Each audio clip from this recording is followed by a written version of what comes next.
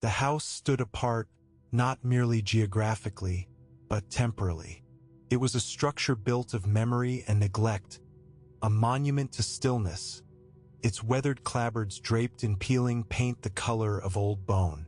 The air around it felt thick and resistant, smelling perpetually of damp earth and the sharp, medicinal clarity of dried herbs hanging like silent sentinels in the shadows of the porch. This was where Alara spent the prescribed hours of her youth, a place the rest of the neighborhood, with its transient laughter and insistent modernity, avoided with a mixture of superstition and genuine fear. Every Tuesday and Friday, starting at the unforgiving age of 5, Alara's small hand gripped the rusting wrought iron gate, beginning the mandatory, silent pilgrimage to the woman known only as the Oracle of Oak Street. It was a compulsion she did not understand but obeyed without question, an instinctive, unexplainable certainty guiding her small, then lengthening steps. There was no gentle hand-holding, no comforting narrative of necessity from the unseen forces that mandated these visits. There was only the inherent trust that the routine, however strange, was vital to her very existence. The interior of the house was a landscape of soundlessness, punctuated only by the rhythmic, heavy tick of unseen clocks hidden behind heavy velvet drapes. Clocks that measured not hours, but the gravity of waiting. The floorboards swallowed sound, demanding respect for the profound quiet that ruled the space. The Oracle herself, always seated in the same high-backed chair near the tall, curtained window, never spoke. She was a study in profound, watchful silence, her demeanor etched with the topography of untold history. Her eyes, the color of deep, polished amber, catalogued Alara's every breath. They followed the shifting sunlight, the slow transition from a child's restless energy to a teenager's defensive withdrawal. For 10 long years, the silence was absolute. The town saw only eccentricity, perhaps even a benign madness, in the figure of the old woman and the girl who tethered herself to her orbit. Whispers trailed Alara like cold, unseen threads, the girl wasting her childhood on the silent witch. Alara learned early to wear the town's disapproval like a heavy, protective cloak, understanding implicitly that the deep, expectant silence inside the decaying house was less dangerous than the judging noise outside. These scheduled visits were not moments of companionship or instruction. They were acts of profound, sustained vigilance. Alara sensed, long before she could articulate the thought, that she was being observed, prepared, and charted, not for a future she might choose, but for a destiny that had, perhaps, chosen her long ago. The Oracle was detailing a roadmap invisible to the girl, a silent transfer of knowledge through unrelenting observation alone. The years stacked like yellowed, brittle pages. School triumphs ignored, arguments swallowed, heartbreaks endured, all brought into the unwavering presence of that ancient, knowing gaze. It was a debt incurred, measured only in time and absolute compliance, a debt whose purpose remained maddeningly obscure. Time, however, was a relentless, kinetic force in that otherwise static environment, marked not just by the ticking, but by the relentless progression toward a singular, predetermined instant. That moment arrived not with a slow, gentle shift, but with an explosive rupture of the decade-long tyranny of quiet. Precisely on the morning of Alara's 18th birthday, the house, for the first time in a generation, emitted a sound of sharp, mechanical demand. The rotary phone, a dust-laden relic on a mahogany stand, shrieked, slicing through the deep, protective silence, signaling the immediate end of the long vigil and the shattering commencement of the debt's true reckoning, irrevocably binding the present to a secret past. Part 2, Trials of Faith/Resilience. The raw, metallic trill of the telephone was a sound that did not belong to the house. It was an intrusive, urgent summons, breaking the spell of 10 years of ritualized stillness. The oracle did not flinch, but the intensity in her amber eyes sharpened, transitioning from passive watching to active command. Alara, frozen by the shock of the sound, understood instantly that this was the threshold she had been waiting for, the moment the years of obedient silence had prepared her to face. The oracle rose, a motion of surprising grace for her age, and crossed the room to the phone. She did not answer immediately. Instead, she retrieved a small, intricately carved wooden box from a niche hidden beneath a loose floorboard. She opened the box, revealing a single, tarnished brass key, and placed it deliberately into Alara's waiting hand. The metal was cold, heavier than its size suggested, and felt profoundly old. This was the silent instruction, the tangible tool given just before the trial began. Finally, the oracle lifted the receiver. Her action was slow, deliberate, a movement steeped in finality. She did not speak. She listened. The only sounds in the room were the insistent ticking of the unseen clocks and the sharp, sibilant whisper emanating from the earpiece. A voice thin and quick, pouring knowledge and urgent instruction into the decades of silence. As the oracle listened, a profound change came over her. The years seemed to compress, and the roadmap of history etched onto her face deepened into an expression of resolute sorrow and final acceptance. She looked at Alara, not as a warden or an observer, but as a protector handing over a sacred burden. This was the true meeting with the mentor, not through words, but through the transmission of inescapable urgency and immense weight. The call ended abruptly. The oracle gently replaced the receiver, then turned fully toward Alara. Still, no words were exchanged. She pointed one frail finger toward the north wall, where a massive, dust-shrouded tapestry covered what Alara had always assumed was merely old plaster. The gesture was a dismissal and a direction combined. It was the refusal of the call overcome, not by Alara's denial, but by the oracle's silent, absolute authority. The long vigil was over. The adventure had begun, and the first act required immediate, irreversible intrusion into the house's sealed heart. Alara knew, with a certainty that bypassed logic, that hesitation was not permitted. She approached the tapestry. The fabric was heavy, woven with mythological figures she dimly recognized from forgotten books, figures of watchfulness and sorrow. Using the heavy brass key, she found the hidden lock on a small, unobtrusive doorframe concealed beneath the drape's edge. The lock turned with a grinding protest, the sound of ancient mechanisms reluctantly yielding to fate. She pulled the hidden door open.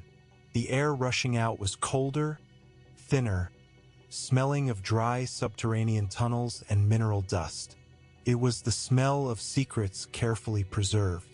She had now crossed the threshold, not into a physical land far away, but into the deep, dangerous history of the very house that had been her silent crucible for 10 years. The world she entered was unfamiliar, bound not by the rules of the neighborhood, but by the dictates of a hidden, critical truth. Part 3, Turning Point, Irreversible Change. The hidden passageway led down a steep, narrow stone staircase, spiraling into total darkness. Alara descended cautiously, the brass key warm in her hand, feeling the oppressive weight of the earth above her.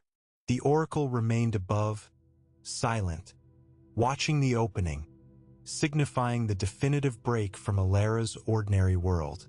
Below, the air grew heavy, damp with the moisture of ages, punctuated by the faint, insistent drip of water, the only sound besides Alara's ragged breath.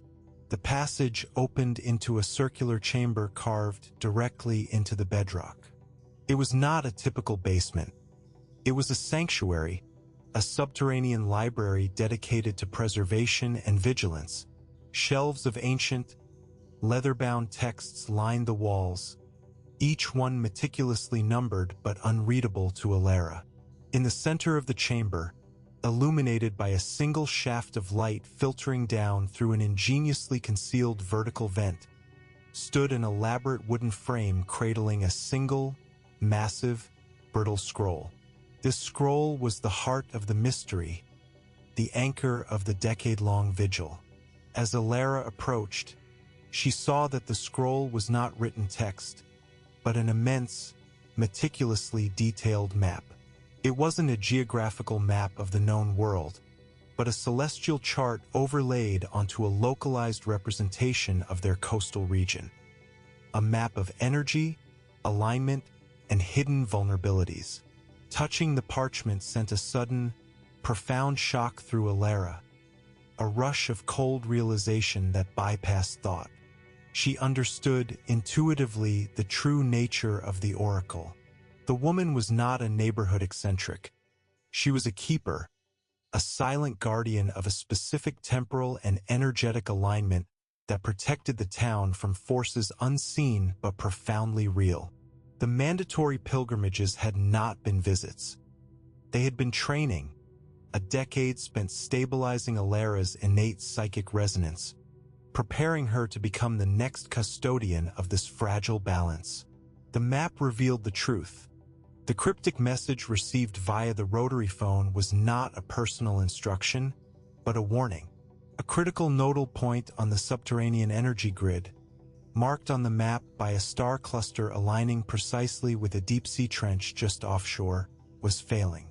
The years of silent watchfulness had been about monitoring Alara's maturity, ensuring she reached the necessary energetic peak at 18 to counteract this precise, impending collapse. This revelation was the point of no return.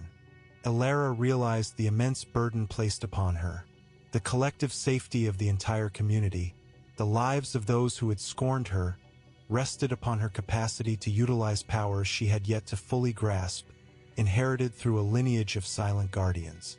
She was not a recipient of an inheritance, but the reluctant heir to a sacred, life-or-death responsibility. The time for mere observation was over. The irreversible commitment was made the moment she touched the map. The challenge was not to survive, but to save what she didn't even know was in danger. Part 4. The Test, Moral Dilemmas. The moment Alara touched the ancient chart, the subterranean chamber began to respond. The air crackled faintly, and the faint light filtering from above focused intensely on a sequence of cryptic symbols near the map's perimeter. Symbols that outlined the necessary steps for the stabilization ritual.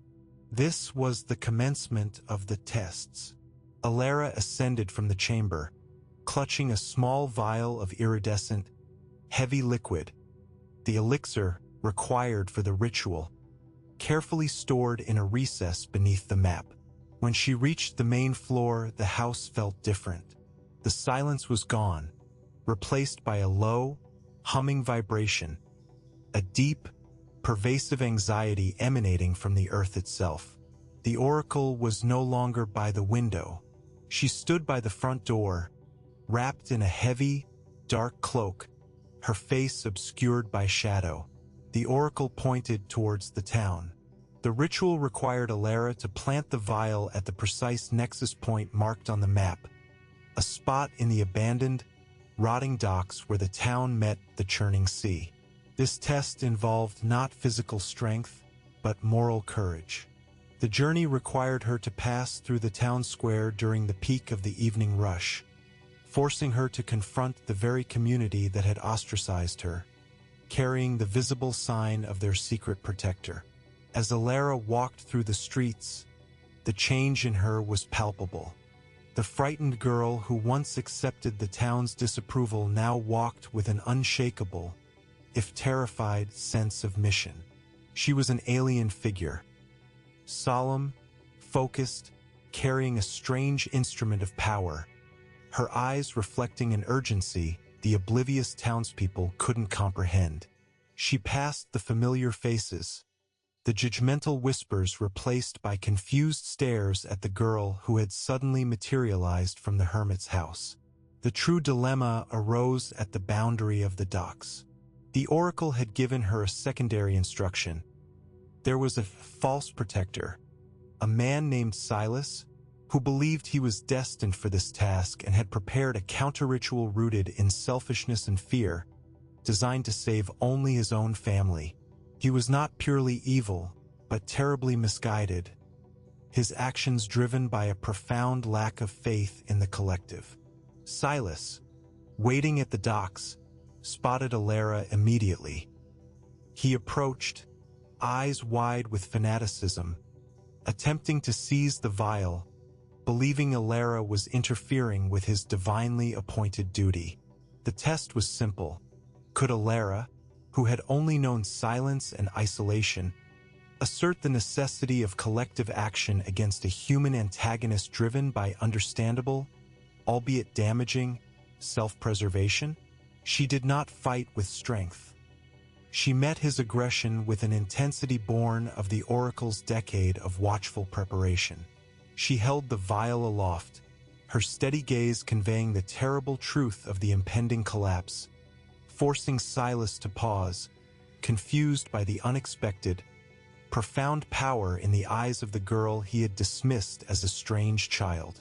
The time gained was enough. Part 5. The Revelation, Cathartic Climax.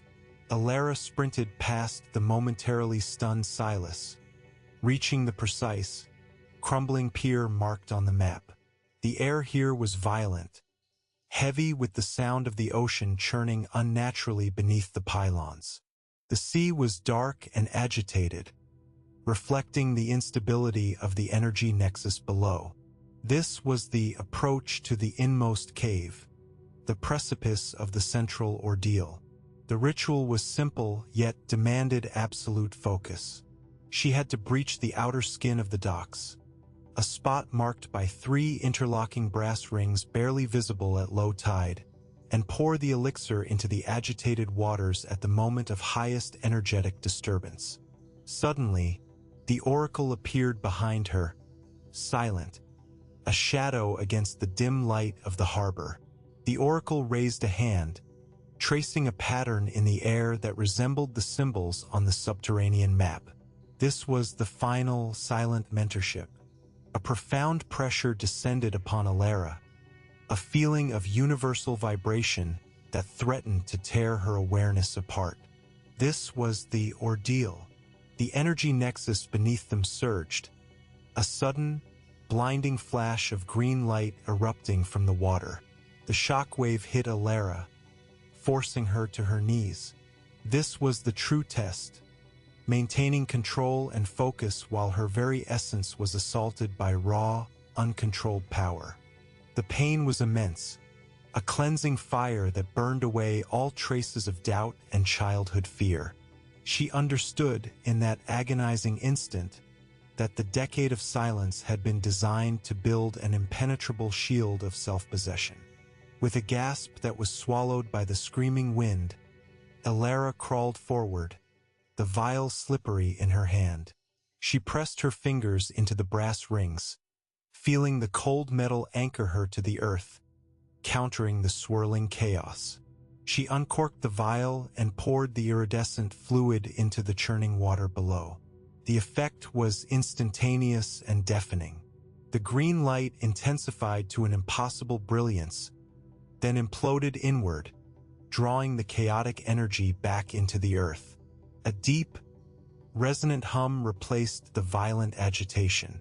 A perfect stillness descended upon the water, smooth and dark, reflecting the few scattered stars above.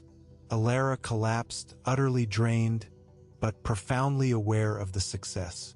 She had seized the reward, not gold or glory, but the undeniable visceral knowledge of her own immense capacity and the safe passage of the community. The oracle approached her, knelt, and placed a hand on Alara's shoulder. This was the first physical contact in 10 years, and through the touch, the rest of the message flooded Alara's mind. The final truth, the reframing of her childhood debt. The oracle was not merely a guardian. She was Alara's great-grandmother, forced into secrecy by a vow to the ancient lineage. The decade of silence had been an act of sacrificial love, protecting Alara from the knowledge of her destiny until she was old enough to bear its weight, ensuring her life remained as normal as possible until the last possible moment. The debt was not obedience. It was heritage. Part 6. The aftermath, lingering consequences. The immediate danger was averted, but the silence was permanently broken. Alara did not return to the house immediately. Instead, she stood on the pier as dawn broke, watching the quiet, restored rhythm of the sea. The feeling of transformation was profound, leaving her physically exhausted but spiritually renewed, yet marked by the experience. The scars of the ordeal were internal, a new, painful awareness of the interconnectedness of all things and the constant, silent struggle required to maintain balance. The road back was fraught with the weight of her new reality. The oracle had vanished, returning to the silence of the house, her task complete. Alara walked back through the awakening town, carrying the brass key, now glowing softly with a faint internal warmth, as her only material souvenir. The townspeople were stirring, beginning their day, entirely unaware of the catastrophic event that had been narrowly averted in the darkest hours of the night. The difference in Alara's perception was stark. She saw not just houses and people, but vulnerabilities, energy conduits, and the delicate web of existence the oracle had spent a lifetime guarding. The town's superficial concerns, the gossip, the small disagreements, seemed trivial yet precious. She had saved them, the people who judged her, and this act of unacknowledged compassion solidified her commitment to the guardianship. She returned to the house, which now felt less like a prison and more like a sanctuary under construction. The dust seemed less oppressive. The air was cleaner, resonating with a deep, peaceful hum. The subterranean chamber lay open, no longer a tomb of secrets but a hall of records. The legacy of silence now carried the burden of profound understanding. Alara understood that the oracle had not just provided a lifeline. She had given Alara a purpose greater than herself, an unasked-for-life debt she willingly accepted. She was irrevocably changed. The shy, ostracized girl was replaced by a woman anchored by immutable certainty. Yet, the price of this knowledge was a renewed isolation. How could she explain the nature of her work? How could she share the cosmic truth she now possessed? The consequence was clear.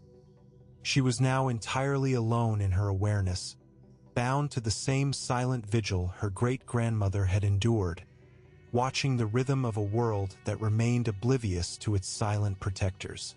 The road back led to the same solitary house, but the traveler who entered it was fundamentally new. Part 7. The Legacy, Transcendent Conclusion. The following weeks were dedicated to silent acclimatization. Alara took up residence in the oracle's chair by the window. The house, no longer needing to conceal its true purpose, slowly revealed its secrets. The ancient texts in the subterranean chamber, previously unreadable, began to yield their meaning as Alara's enhanced intuition acted as the master key. She was immersed in the history of the Guardians, a lineage dedicated to maintaining the subtle architecture of the world. The final symbolic test, the resurrection, came quietly, not as a threat, but as an offering. Silas, the misguided man from the docks, appeared at the gate. He didn't speak of the ritual. He spoke of a lingering feeling of wrongness, an inexplicable sense of clarity he'd gained since that night. He brought a single, carefully carved wooden bird, a small, unnecessary gift, an offering of reconciliation that he could not explain. Alara recognized it as the first ripple of change, the lingering effect of the stabilization ritual. She did not engage in dialogue, maintaining the protective silence, but she accepted the token, signaling the beginning of her public role, albeit a silent one. Alara had returned with the elixir, the knowledge, the compassion, and the capacity for silent, selfless action. She maintained the tradition of the house, opening it not for structured visits, but for observation. Children sometimes paused at the gate, drawn by the stillness, their curiosity unmarred by adult suspicion. Alara watched them, just as she had been watched, her gaze not judgmental, but meticulously cataloging, charting, and protecting. She had inherited the responsibility, but redefined the method. While the oracle's tenure had been strictly mandatory and isolating, Alara injected her own fierce compassion into the watchfulness. The house remained silent, but it was no longer cold. The dried herbs were replaced by living plants, carefully tended, their energy contributing to the new equilibrium. The ancient, ticking clocks remained, measuring the gravity of time, but now their sound was a comforting rhythm, a reminder of the steadfastness required of a guardian. Alara realized that the greatest inheritance was the profound lesson that some of the deepest bonds of love and duty are forged not in shared words, but in shared silence and sacrifice. The decade of mandated pilgrimages had reframed her entire childhood. It was not a debt she owed, but a gift she was given, the gift of being deemed worthy of the world's most vital silent work. She was now the Oracle of Oak Street, a transcendent figure rooted in duty, watching over a world that would never know its true protection, accepting her silent legacy with profound, resilient grace. The house stood apart, but Alara was finally home. The quiet hum of the house, once merely background noise, now translated into a subtle, continuous roar in Alara's mind. Having internalized the energetic blueprint of the region, she experienced the town not as a collection of structures and people, but as a complex tapestry of vibrations. Every human emotion, joy, fear, petty resentment, each geological stress, and every slight atmospheric shift registered as a distinct, low-frequency pressure against her consciousness. Consequently, the solitude she embraced became less about spiritual isolation and more about necessary sensory filtration, a means to dampen the relentless, aggressive influx of psychic data. She had to learn the delicate, painstaking art of discerning genuine existential threat from the static of everyday human anxiety. Building on this observation, Alara realized that the most insidious challenges were rarely the massive, cataclysmic celestial alignments. Far more taxing were the minute, incremental failures rooted in local human negligence and the slow erosion of collective memory. A case in point emerged when a local historical preservation group, driven by profit motives disguised as progress, proposed the demolition of the old municipal reservoir, a seemingly innocuous, crumbling concrete structure. Alara, however, recognized the reservoir's specific location as a critical dampening mechanism, strategically placed centuries ago to manage the subtle seismic reverberations endemic to the coastal bedrock. Its removal would not cause an immediate disaster, but it would inevitably fray the edges of the region's stability, making future, larger crises exponentially harder to manage. Another layer of complexity arose in dealing with these localized threats. She could not intervene directly, yet she needed to avert the danger. She focused her new expertise on the ancient texts that detailed nonverbal forms of environmental counterinfluence. Specifically, she dedicated 3 weeks to cultivating and then strategically transplanting rare, resilient mosses near the reservoir's base. This was not a ritual of power, but an application of bioenergetic knowledge. The mosses acted as living conduits, drawing off the ambient instability and grounding it harmlessly, thus negating the detrimental effects of the structure's physical decay. The effort was exhausting, demanding a precise calibration of focus that left her sleepless and physically wasted, but the threat stabilized without a single word being exchanged. This constant, invisible maintenance exerted a heavy psychological toll. The quiet authority Alara projected externally masked a profound inner exhaustion derived from perpetual alertness. To manage this relentless burden, she began using a new private lexicon of accomplishment. She collected smooth, dark river stones, arranging them on a wide slate in the library. Each stone represented a successful, deflected disaster, a minor tremor averted, a human recklessness subtly redirected. This daily, silent accounting served as her private ledger of worth, a necessary affirmation that the unending vigilance was justified. Furthermore, her guardianship extended beyond the land's physical safety. It encompassed the psychological stability of the populace. She occasionally caught fleeting glimpses of developing emotional ruptures, a devastating financial fraud about to shatter a family, or an act of petty malice poised to escalate into years of devastating feud.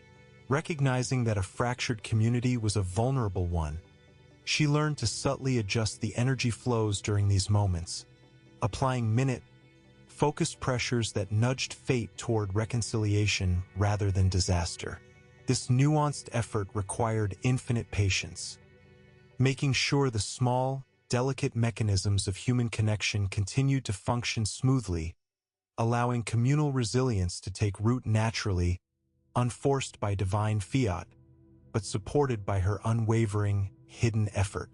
Now, when she glanced toward the town lights at dusk, she saw not the aggregate of those who had scorned her, but the collective, fragile pulse she was tirelessly shielding, understanding that her duty was ultimately an enduring, quiet act of faith in the worthiness of human struggle. The nature of Alara's watchfulness continually evolved, pushing her into unexplored territories of energetic management. She discovered that the house was situated at the precise intersection of physical and temporal inertia, a spot where the echoes of ancient human sorrow lingered with unusual clarity. She began to perceive moments when the town's historical trauma, specifically a devastating maritime loss a century prior, threatened to breach the present-day psychological defenses of its inhabitants. This was not a physical threat to the structure, but a deep, insidious risk to the community's mental coherence, manifesting as collective, unexplained bouts of debilitating melancholy and anxiety that mirrored the original tragedy. Consequently, maintaining the integrity of this temporal veil became a priority. Alara employed a specific technique drawn from the hidden library, focusing on the careful regulation of the house's interior environment. She discovered that certain harmonic frequencies, achieved by meticulously controlling the ventilation and the resonating echo chamber effect of the vast, open rooms, acted as a temporal sealant. It demanded painstaking effort. Every change in wind pressure, every shift in exterior temperature, required physical adjustments to vents and dampeners, ensuring the house perpetually hummed at the specific, necessary counterfrequency. Beyond the subterranean and historical challenges, a subtler, more insidious external threat emerged: the scrutiny of objective science. A regional university deployed a team to the coastal area, equipped with sophisticated magnetometers and advanced telemetry to study what they termed anomalous magnetic field distortions. These distortions were, in fact, the residual stabilizing energies of Alara's recent intervention. The intellectual curiosity of the academic group posed a direct, albeit unintentional, threat. Their instruments, if allowed to register the truth, would dismantle the necessary protective camouflage of normalcy the house relied upon, forcing her hand and compromising the very secrecy that ensured the town's safety. To counteract this, Elara devised a technique of active psychic interference. She did not attempt to stop the research, which would have drawn immediate attention. Instead, she utilized the decades-old rotary phone, now inert but imbued with the memory of the Oracle's final command, as a symbolic anchor. Focusing her awareness through the dormant metallic circuitry, she projected a constant, low-level mental fog over the surrounding area, carefully tuning the projection to mimic the signature of common industrial interference. This constant psychic cloaking required an incredible drain of mental resources, forcing her consciousness to operate on two distinct, taxing frequencies simultaneously, guarding the perimeter while managing the internal hum. Conversely, the emotional toll was exacted not by massive threats, but by the smaller, predictable human tragedies she could foresee yet dared not prevent. She developed a painful prescience regarding individual life trajectories. The young craftsman destined to lose his livelihood to an accident, the quiet, elderly woman fated to endure a lonely, protracted decline. She understood that intervening in these specific, personal orbits risked catastrophic butterfly effects, potentially unraveling the very fabric of free will she was sworn to protect. Her power was for global stability, not personalized rescue. Accepting the limits of her direct influence necessitated a personal ritual of profound decompression. After hours of intense cloaking or temporal stabilization, Elara would retreat to a separate, deep-water cistern chamber, a space where the house's energy field could not penetrate. Here, the only sound was the slow, cool displacement of water. She would stare into the perfectly black, reflective surface, using the absence of light and sound to strip away the overwhelming influx of the town's collective consciousness, allowing her human self, Elara, the reluctant heir, to briefly separate from the all-consuming role of the Oracle. This daily submergence was her necessary, agonizing sacrifice, reaffirming her strength to stand alone in her awareness, bearing the impossible knowledge of what was, and what must simply be endured. The persistent energetic demands of the guardianship began to manifest not in seismic shifts, but in profound alterations of the immediate weather patterns. A sudden, Hyperborean chill descended upon the coast, an atmospheric pressure drop too rapid and severe to be merely meteorological. Elara recognized it as an energetic counterreaction, the cosmic equilibrium attempting to reassert balance violently after her previous interventions. The core threat lay not in the freeze itself, but in the brittle ionic lattice established generations ago by her predecessors, woven into the high, stratified clouds above the town. This ancient defensive perimeter, designed to filter harmful cosmic radiation, risked catastrophic fracture under such thermal stress. Countering this required a completely new application of her abilities.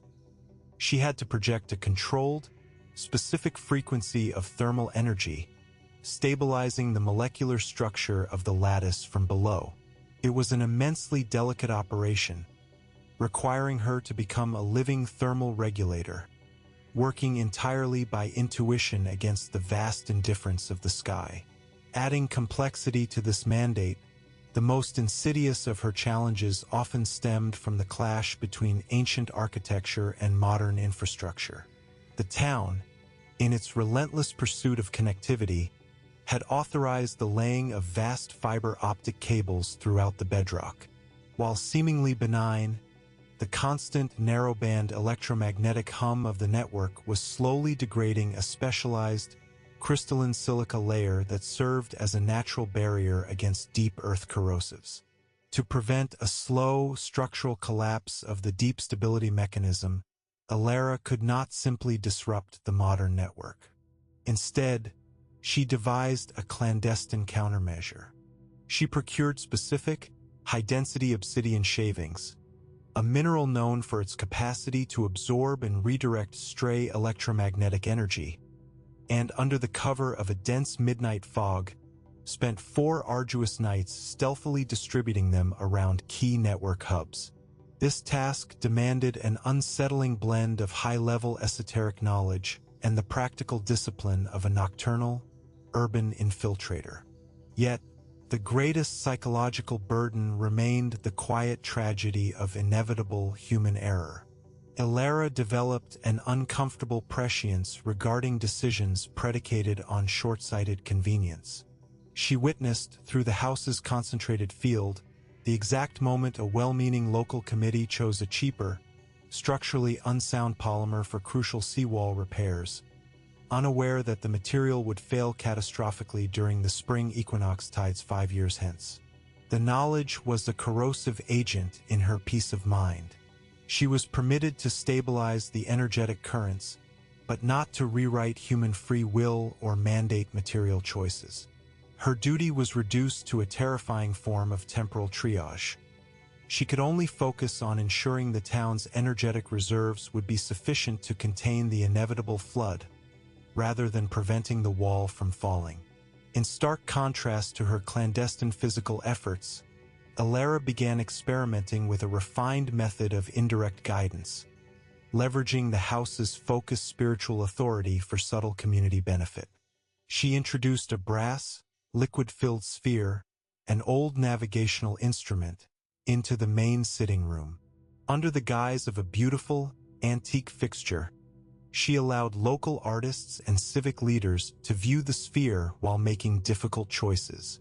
She utilized her focused intention to subtly influence the refractive properties of the liquid, reflecting back to the observer a calming, unwavering image of their own inner resolve. They left feeling clearer, having found the answer within themselves, entirely unaware that the oracle had merely adjusted the mirror, guiding them toward the necessary, non-destructive decision without ever breaking the sacred silence. The continuous absorption of environmental dissonance and human anxiety exacted a cumulative physical toll far beyond simple fatigue. When her system reached saturation, a faint, metallic odor would emanate from her skin, a physical byproduct of energetic discharge.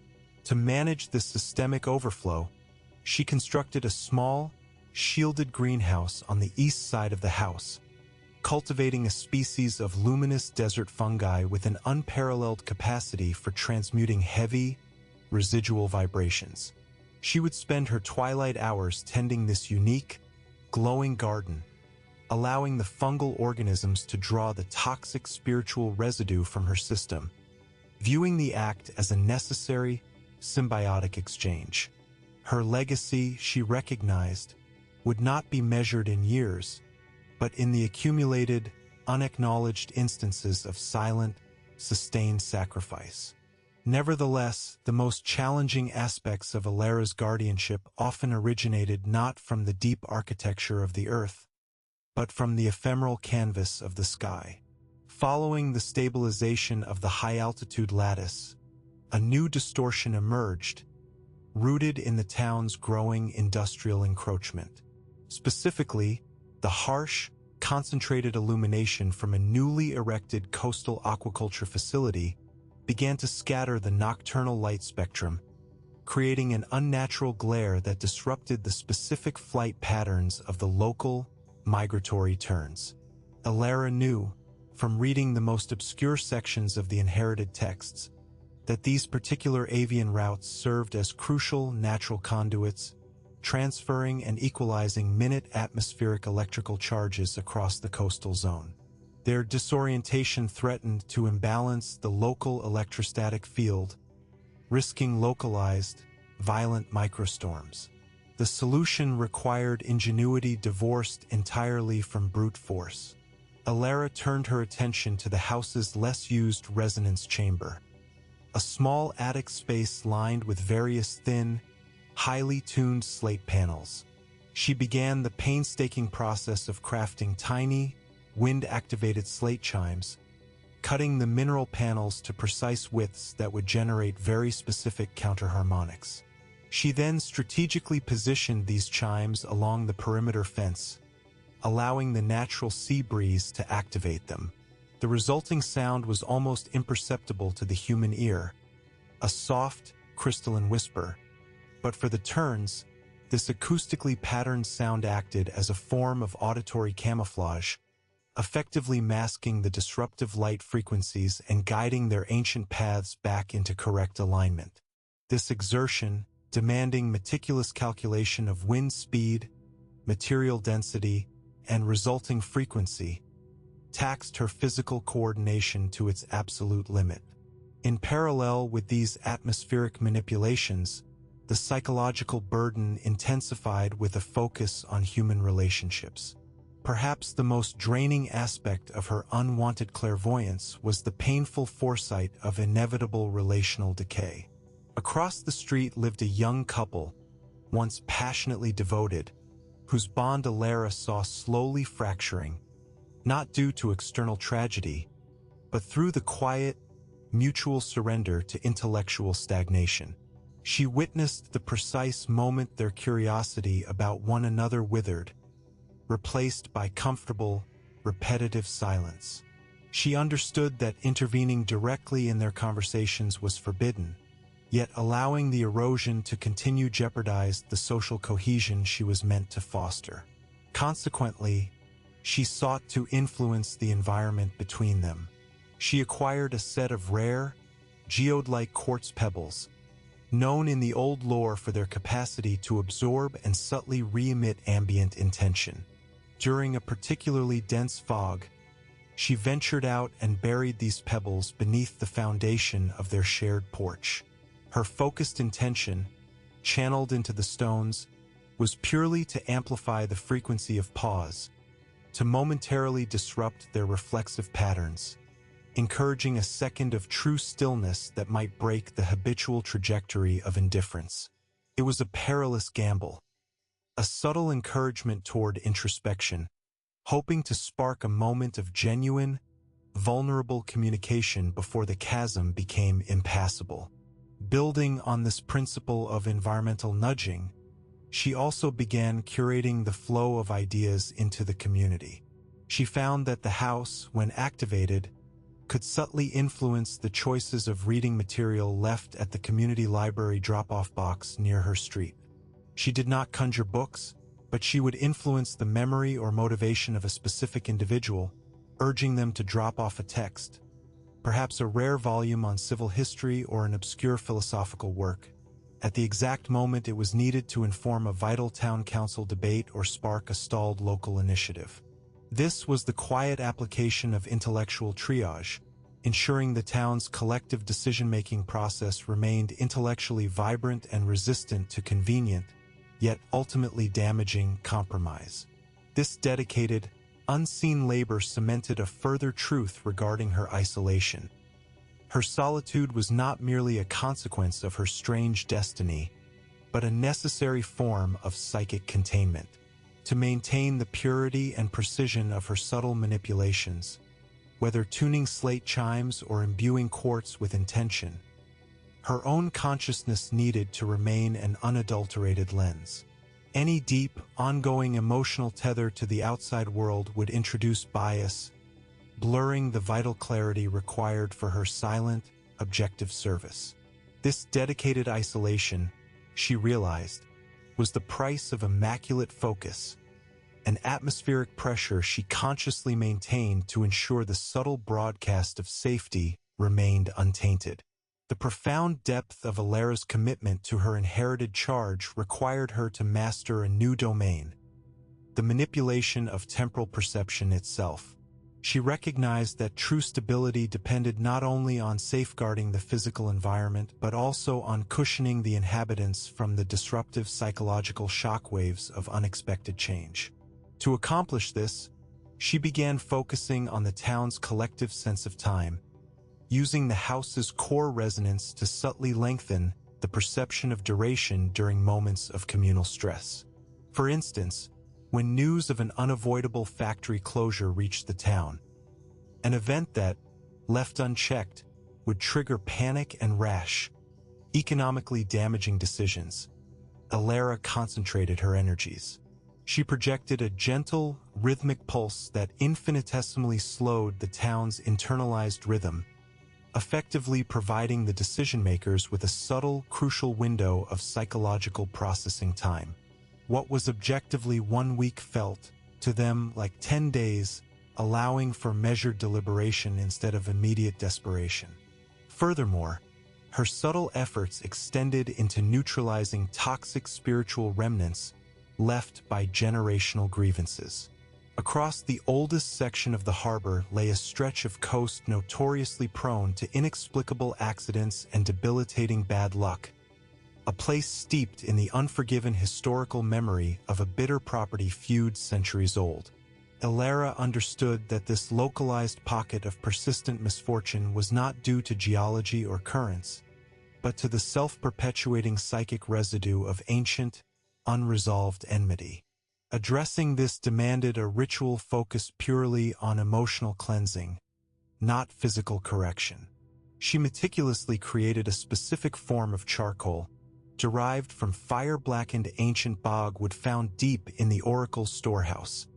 Known for its capacity to absorb psychic ballast, she crushed the charcoal into a fine, black dust, which she then subtly dispersed into the natural ebb and flow of the tide during a period of new moon high tide, trusting the immense, impartial power of the ocean to distribute the neutralizing agent and dilute the lingering spiritual poison.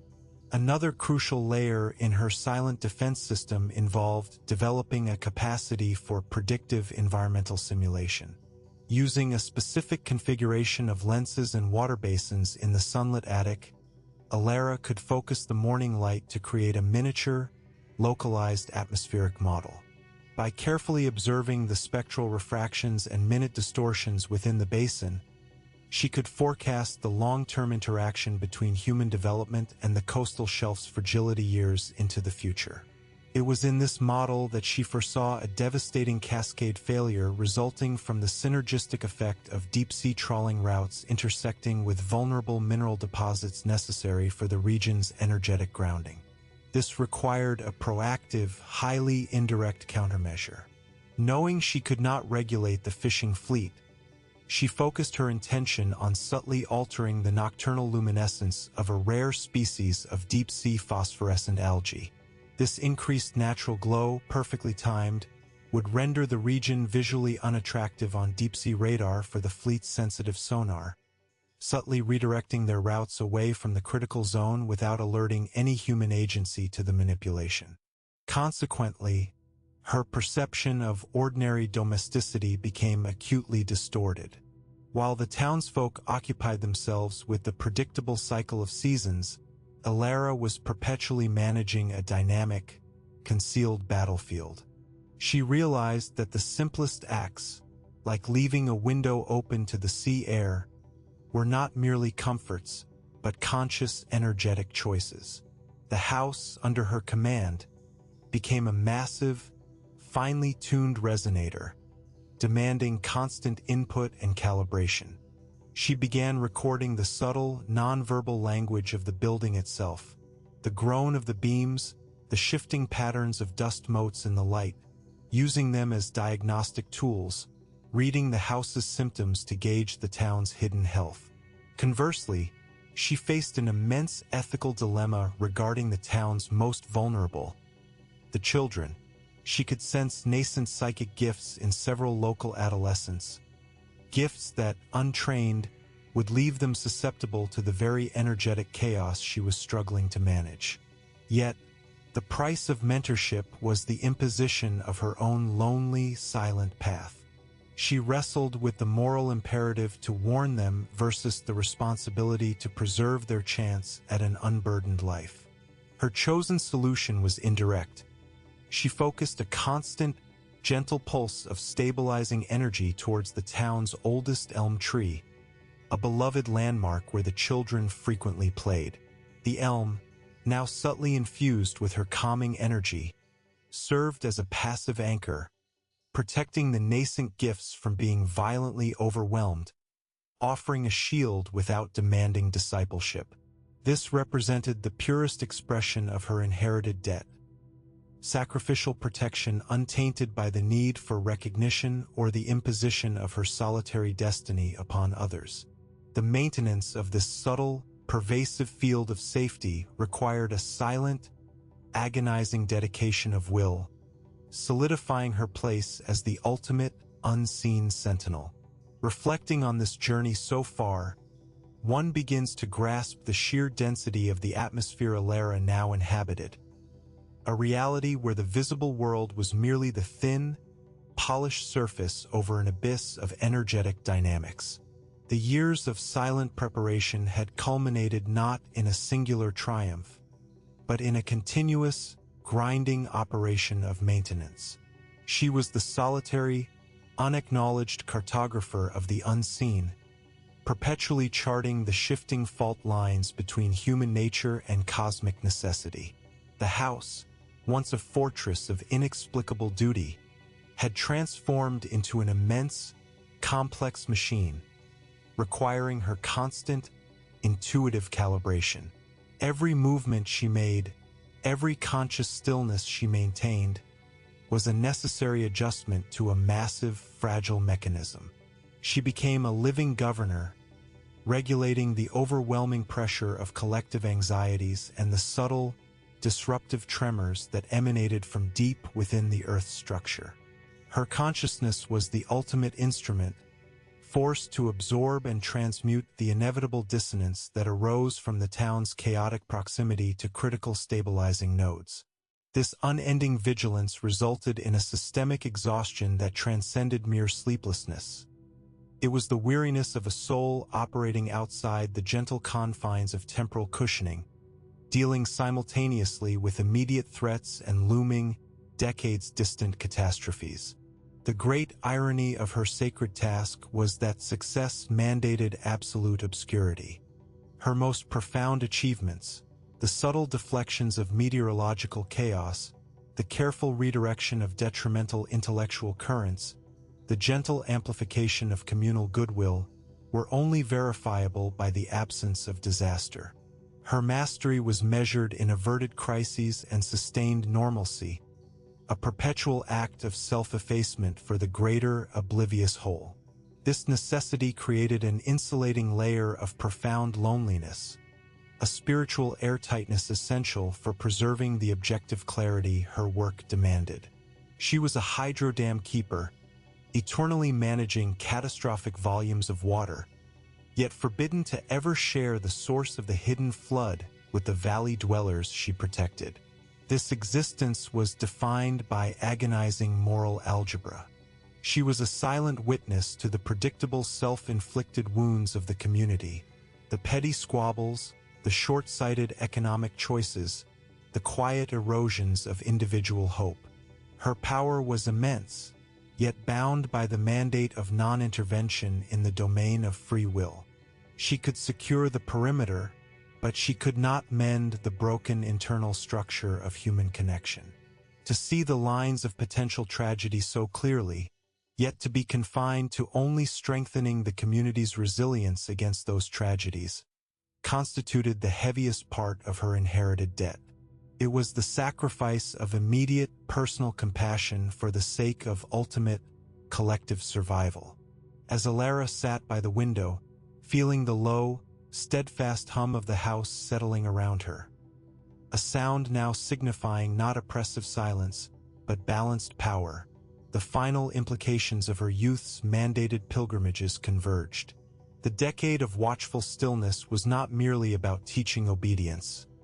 It was about building the psychic muscle necessary to bear this very truth, that immense love is sometimes best expressed through unforgiving detachment and silent, continuous sacrifice. The strange inheritance was not a burden to be discarded, but a terrifying, beautiful covenant. She had crossed the threshold from an observed life to a life of perpetual observation, having fully accepted the silent contract that defined her new, immutable existence, ready now for the quiet affirmation of her ultimate purpose. The quiet that settled over Alara was not the barren, dusty silence of her childhood vigil, but the rich, resonant stillness of a perfectly tuned instrument. She stood at the juncture of the seen and the unseen, her body a fragile barrier against chaotic influx, her mind a ceaseless sensor of the deep, slow rhythms of the earth and the hurried, fragile tempo of human life. The inheritance had not been wealth or land, but the terrible, beautiful burden of cosmic responsibility, paid for in the currency of absolute solitude and unacknowledged service. Elara now understood that the true secret, wrapped in dust and silence, was not the mechanism of the guardianship, but the nature of love itself when distilled to its purest, most difficult form. The oracle, her great-grandmother, had not merely prepared a successor. She had committed a monumental, silent act of intergenerational compassion. She had protected Elara, not just from the energetic collapse, but from the early, soul-crushing weight of knowing, delaying the inevitable until the very moment Elara's spirit was resilient enough to absorb the shock of truth and embrace the duty. The decade of silence was the softest preparation possible for the harsh reality of eternal vigilance. The house no longer felt like a place of forced obligation. It was the nerve center of her extended consciousness, the place where she could finally rest while simultaneously remaining utterly alert. The ambient, low-frequency hum of stability she had engineered was now the constant background score of her life, a sound only she could hear, confirming the ongoing success of her endeavor. She managed the subtle, ongoing balance between the need for structural integrity and the necessity of human freedom, a dance of exquisite precision where a hair's breadth of over-intervention could unravel the entire protective matrix. Her greatest realization was the shift in perception regarding the community she served. They remained oblivious, preoccupied by the surface dramas of their lives. Yet Elara no longer viewed their ignorance with resentment. She saw it, instead, as the ultimate proof of her success. Their freedom from catastrophic awareness was the direct result of her unceasing effort. Their laughter, their small, predictable worries, and their ability to plan for mundane futures were the metrics of her quiet triumph. She was the ghost in the machine, ensuring the continued, vibrant reality of the ordinary world. The brass key, the initial tangible link to the ordeal, now rested in a recess near the window, no longer needed as a tool of entry, but retained as a symbol of commitment. It reminded her that profound transformation is rarely loud or public. It is often solitary, wrenching, and entirely self-contained. The legacy she carried was not one of power, but of profound, self-effacing stewardship. A lesson that true courage lies in accepting a life defined by essential, invisible work, asking nothing in return but the continued peaceful hum of the world. And so, Elara settled into the unending present, accepting her place in the long, silent lineage of guardians. The dust on the peeling paint of the forgotten house was not a mark of neglect, but a protective skin, safeguarding a core of unwavering kinetic stability. Her journey, initiated by a strange debt and shattered by a singular phone call, had culminated in a transcendence of self. She had received the ultimate gift of purpose, a purpose that demanded her silence but resonated with the greatest, most enduring chord of human value, the absolute, unconditional commitment to hope for others. The Oracle of Oak Street watched, and in her perfect, profound stillness, the world remained safe.